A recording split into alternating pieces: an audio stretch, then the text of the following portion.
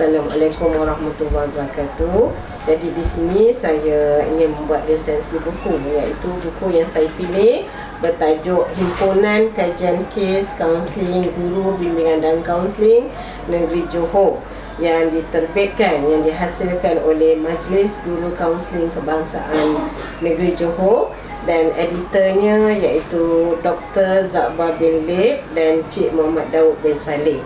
Buku ini diterbitkan pada tahun 2007. Okey, kenapa saya memilih buku ini? Kerana buku ini adalah merupakan satu himpunan kajian kes yang dikendalikan oleh guru-guru bimbingan kaunseling yang berpengalaman dalam bidang, dan mereka berkongsi pengenalan kes berdasarkan pada teori dan kemahiran dalam mengendalikan kes di sekolah. Iaitu di sini juga saya sebenarnya dalam buku ini juga saya ada membuat satu penulisan, iaitu bertajuk Rogol, iaitu pengenalan kes bagi pelajar saya semasa saya bertugas di SMK Bukit Gambir, iaitu pelajar berkenaan telah dirogol.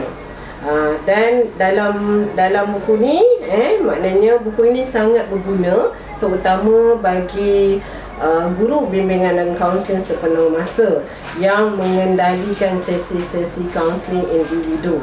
Kerana sesi kaunseling individu ini adalah merupakan core business, iaitu adalah tugas utama guru bimbingan kaunseling sepenuh masa di sekolah. Dan kalau kita lihat dari segi Rogers, kita punya pengamal kaunseling ni, Rogers pada tahun 1958 sendiri pun mengatakan bahawa kaunseling diperlukan demi membantu mereka yang masih belum lagi jelas pendiriannya, dan dia adalah satu langkah untuk menjadikan mereka dan kaunselor dikatakan sebagai ejen memperkasa proses pembelajaran klien dalam menyelesaikan kekusutan emosi dan fikiran klien.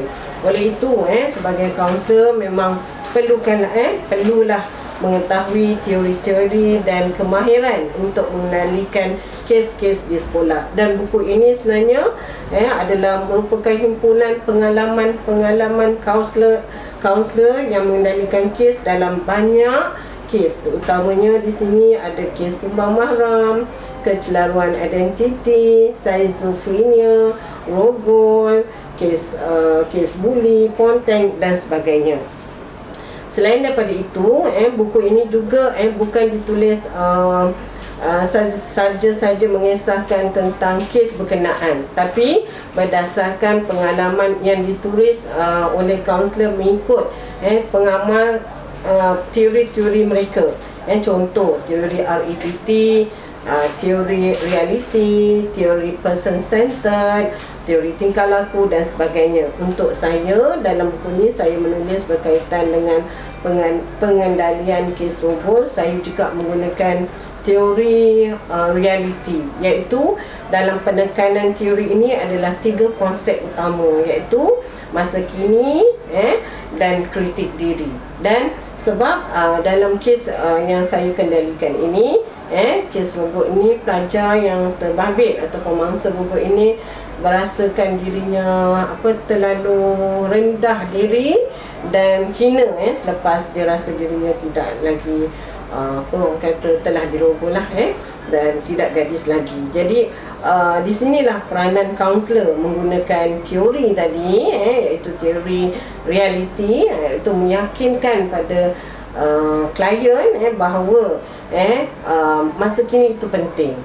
Masa kini penting untuk membangunkan diri dia sendiri.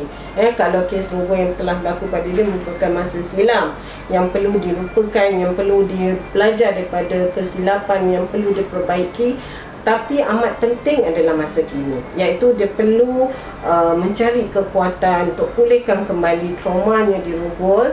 Dan juga dalam realiti ini juga menekankan tentang kritik diri, iaitu sebagai klien yang telah melalui trauma seperti ini, yang telah melalui pengalaman tragis ini, perlu membuangkan rasa kritik diri tadi.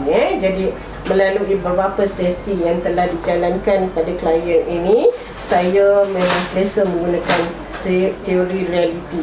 Begitu juga dengan penulis-penulis yang dalam buku ini ada menggunakan teori-teori Gestalt, teori REBT dan sebagainya. Jadi buku ini adalah ditulis ini merupakan buku pertama kali yang ditulis oleh guru-guru kaunseling negeri Johor, iaitu di bawah pengendalian Majlis Guru Kaunseling Kebangsaan Cawangan Johor. Jadi walaupun buku ini dah agak lama, diterbitkan pada tahun 2007, namun dia punya pengisian pengalaman memang boleh diguna pakai sepanjang masa, kerana teori yang digunakan memang sentiasa dipegang oleh oleh kaunselor lah untuk mengenalkan satu-satu kes di sekolah. Jadi buku ni saya rasa memang digalakkan pada semua kaunselor, terutama kaunselor yang baru bertugas, untuk baca dan fahami setiap kes. Bila kes berkaitan ada di sekolah, kaunselor berkenaan bolehlah dijadikan sebagai satu panduan. Itu saja untuk saya kali ini. Assalamualaikum warahmatullahi wabarakatuh. Terima kasih.